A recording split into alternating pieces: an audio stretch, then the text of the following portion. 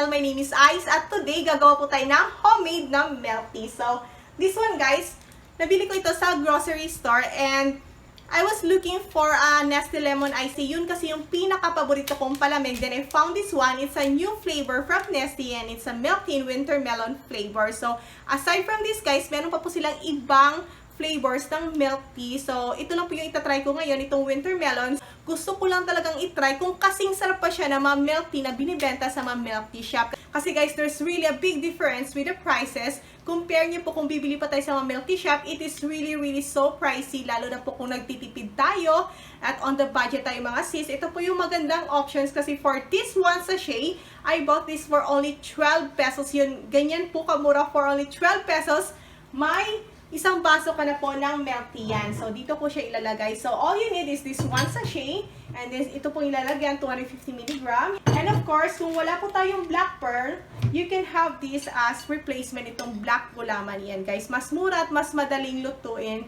Kaya kung mga sis natin dyan na nagtitipid at gustong mag-milk tea yan, you have your option na. You have the milk tea for only 12 pesos yan, guys. So, today, itatry natin kung masarap pa siya, swak pa siya sa ating panlasa, at kuha niya ba yung mga milk tea sa mga milk tea shops. So, for now guys, paano ko ba ginawa itong ating gulaman? Just keep on watching.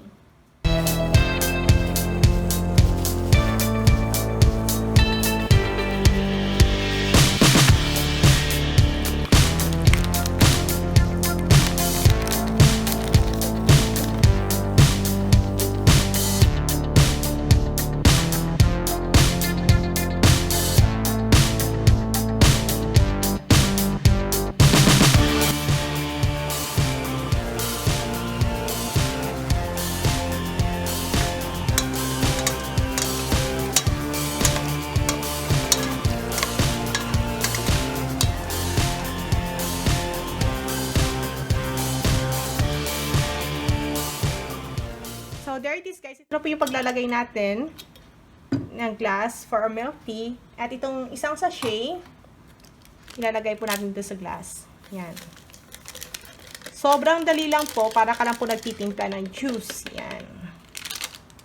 So, one sachet. And then, we'll put some cold water. Talagang naamoy ko na. Amoy wintermelon na guys. Yan. So, isang sachet po, it's good for this one glass of 250 ml water. Ganyan na po kadali. And then, ilalagay na po natin itong ating black gulaman. And kung may black pearl po kayo dyan, mas masarap po yan. But, kung gusto nyo ang nagtitipid kayo, at kung gusto nyo mga ready stock lang dyan, yan, ito, bibili nyo po yan sa mga grocery store. Mas mura po itong black gulaman. There it is! Yan! And then, at least may instant milk tea na po tayo sa bahay. Yan. So, ito na po yan guys. Itong milk tea. Instant na po yan. Yan. So, there it is guys. Tapos na po natin gawin ang ating instant milk tea. Yan. Talagang sobrang dali lang pong gawin para nagtitimpla ka lang ng juice. At sobrang mura pa po kahit nagtitipid ka or on the budget ka. Well, talagang kaya mo nang ilibre yung buong barkada mo dahil sa milk tea na ito for only 12 pesos yan. May isang paso ka na ng milk tea at kaya mo na araw-arawin sis. Yan. Kaya kung nagtitipid ka yan, talagang ito yung magandang options. Well, masarap ba? At actually, kanina ko pa yung tinitikman. Yan, 3/4 lang na iwan. Kanina punong-puno to eh. Kahit walang black pearl, okay naman yung black gulaman. Pang pair mo. Talagang sobrang sarap. At sobrang ingay ng mga sasakyan sa labas. Yan, talagang sobrang sarap. Sis, kuha niyo yung lasa sa mga milk tea shop. At bukas, itatry ko naman itong taro flavor. Yan. Ito po yung isang flavor ng milk tea nila. Itong taro, naka-purple packaging po siya. Yan, sa isang sachet for only 12 pesos. May iba't ibang flavor na ako ng milk tea, guys. So, there it is. Yan. Try nyo pong hanapin ito sa mga grocery store para at least may milk tea ka na sa bahay anytime, anywhere. Talagang sobrang sarap po. Hindi po kayo magsisisi. For only 12 pesos, may milk tea ka na. Wow! So, sa mga sisterette natin dyan na talagang addict na addict sa mga milk tea, well guys, ito para hindi po tayo mamulubi.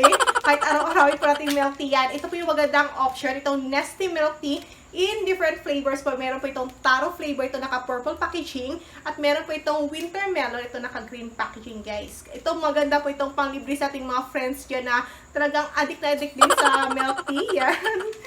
So guys, thank you so much sa panonood aking video. At sa mga hindi pa po nakasubscribe, please click the subscribe button below para ma-update ko po kayo sa mga bago ko pang videos. And again, my name is Ice, signing off. And of course, enjoy your milk tea. Goodbye!